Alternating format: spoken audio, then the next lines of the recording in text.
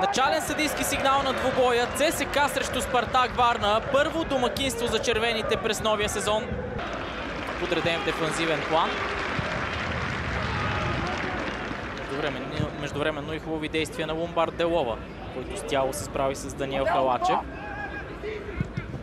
Тасев с хубаво подаване. Шанс за Скаршем! 1-0 за ЦСКА. В седмата минута играчът с номер 7 отбелязва и дебютното попадение за армейците в домакинство през сезон 2025-26.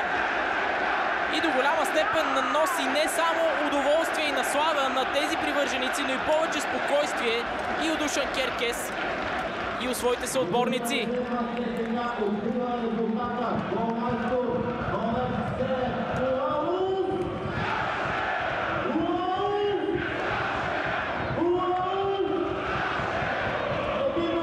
Нямаше много какво да направи Максим Ковалов в тази ситуация. Вижте само къде е Густаво Босато.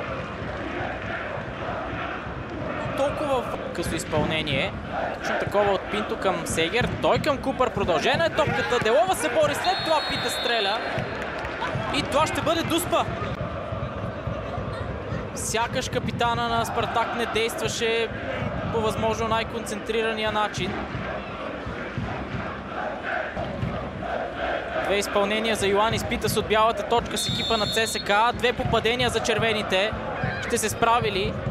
Сега Питас Ковалов. Изпълнението обаче е отразено от стража на Соколите. Има още веднъж обаче.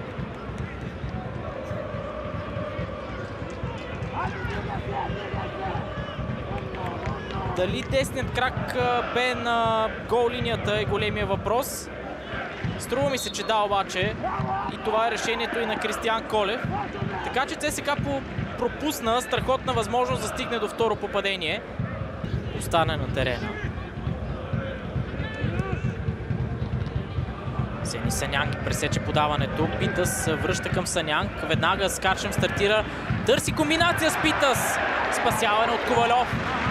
Йоанис Питас може да играе с топката и да обстрелва вратата в наказателното поле.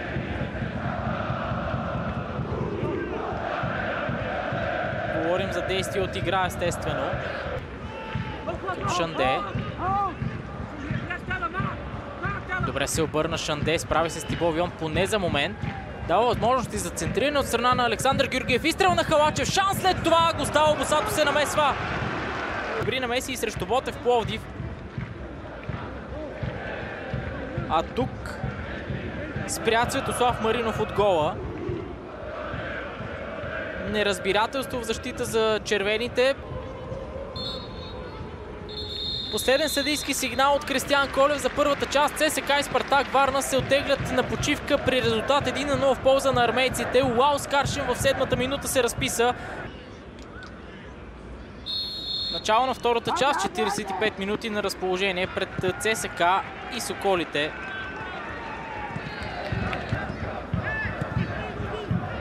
Грешка при разиграването за армейците. Шанде обаче си поведе малко по-дълго топката и Лапеня все пак не го спря с шпагат. Свободно пространство пред Шанде и добър шанс за Спартак Варна. Шанс за изстрел. Залъгващо движение. След това топката попада във вратата. В началото на второто полувреме Спартак Варна шокира ЦСКА на националния стадион Васил Левски и изравнява резултата.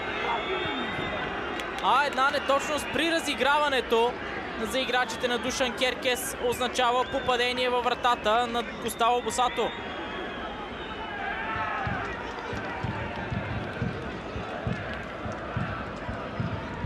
Първи гол от началото на сезона за Соколите и още веднъж как се стигна до него. Окило към Лапеня. Той сякаш подцени ситуацията. След това не успя да направи шпагат. Шанде се справи с него. Делова до последно отстъпваше. Подхлъзна се.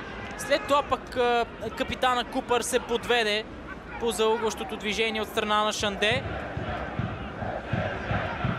Когато двамата централни защитници са извън позиция.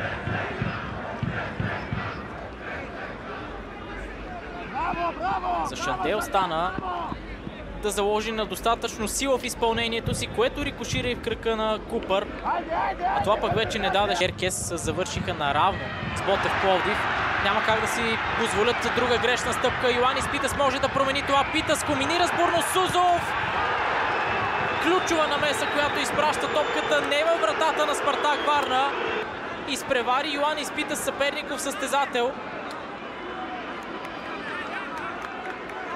Недобро подаване обаче от кипареца. Имаше... Няма как да играе с топката, тъй като негов съотборник я изчиства. Ето.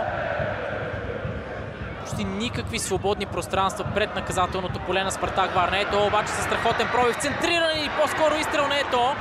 Чурбаджийски, центриране, Петрашило намесва се. Няма кой да атакува втората топка. И тук чуваме и последния съдийски сигнал. И вторият опит на Душан Керкес за първа победа